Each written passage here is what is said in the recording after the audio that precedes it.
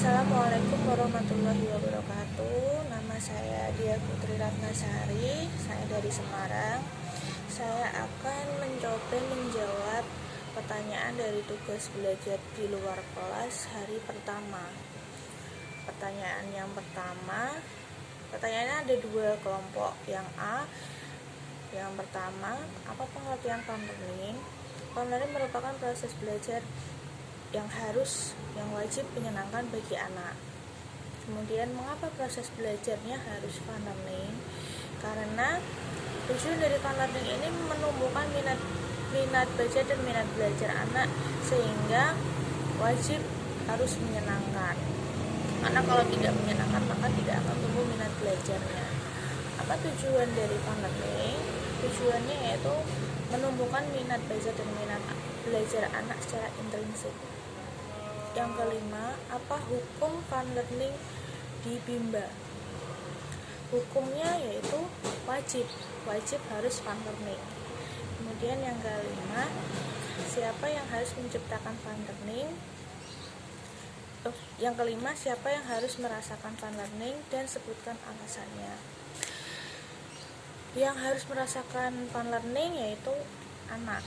Kenapa? Karena kita mau menumbuhkan, tujuan dari Bimba itu kan mau menumbuhkan minat baca dan minat belajar anak. Jadi yang harus wajib merasakan fun learning yaitu anak.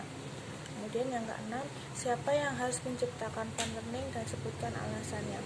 Yang wajib menciptakan fun learning yaitu motivator. Kenapa? Karena sebagai seorang motivator wajib menerapkan metode Bimba yaitu fun learning. Kenapa? Karena dengan menciptakan fun learning maka anak akan senang, anak akan merasa nyaman untuk mengikuti kegiatan bermain sambil belajar di Bimba, sehingga minat belajarnya akan tumbuh.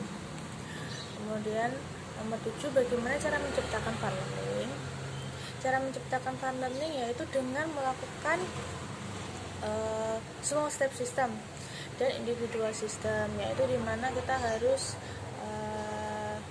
belajar bermain dan sambil belajarnya sesuai dengan kemampuan dan kemauan anak, juga sesuai dengan keinginan dan karakter yang setiap anak miliki, karena setiap anak memiliki karakter masing-masing, sehingga pendekatannya harus secara individual. Yang ke-8, bagaimana cara mengevaluasi anak apakah fun learning atau tidak? Cara mengevaluasinya yaitu dengan memperhatikan afeksi anak. Apakah anak terlihat senang atau tidak, terus juga terlihat semangat atau tidak, antusias atau tidak, seperti itu. Kemudian nomor 9, apa dampak yang terjadi bila proses belajar menyenangkan? Dampaknya yaitu anak akan mau mengulangi kegiatan yang menyenangkan pastinya. Kemudian anak akan mau terus berlatih, mengulang kembali, terus berlatih, sehingga anak akan mampu sampai anak memiliki akan tumbuh minat belajarnya secara menggelora. Yang ke-10, apa dampak yang terjadi bila proses belajar tidak menyenangkan? Dampaknya anak tidak akan senang, anak akan merasa belajar itu beban. Kemudian anak tidak mau mengulang kegiatan di Bimba juga. Terus juga motivator juga tidak merasa atau tidak menikmati kegiatan bermain sambil belajarnya bersama anak. Kemudian juga minat belajar anak juga tidak akan tumbuh, seperti itu. Kemudian yang B, yang pertama, apa pengertian small step system? Pengertian small step system itu merupakan proses belajar yang harus atau yang dilakukan secara bertahap sesuai dengan kemampuan dan kemauan anak. Mengapa proses belajar harus dilakukan secara bertahap? Karena agar dapat menciptakan suasana yang menyenangkan, maka belajarnya harus secara bertahap. Apa tujuan small step system? Tujuannya yaitu agar proses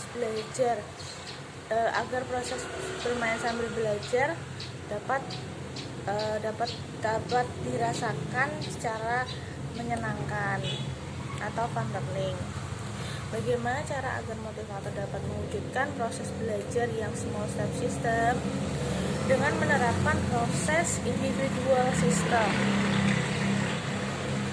Apa dampak yang terjadi bila proses belajar small step bila proses belajar small step system? Dampaknya, maka proses belajar yang menyenangkan akan tercipta. Apa dampak yang terjadi bila proses belajar tidak small step system?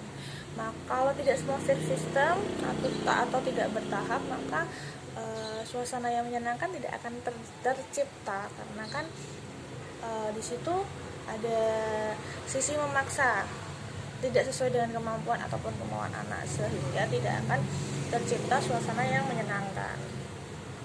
Sekian jawaban dari saya. Apabila ada kesalahan, mohon bimbingannya. Terima kasih. Wassalamualaikum warahmatullahi wabarakatuh.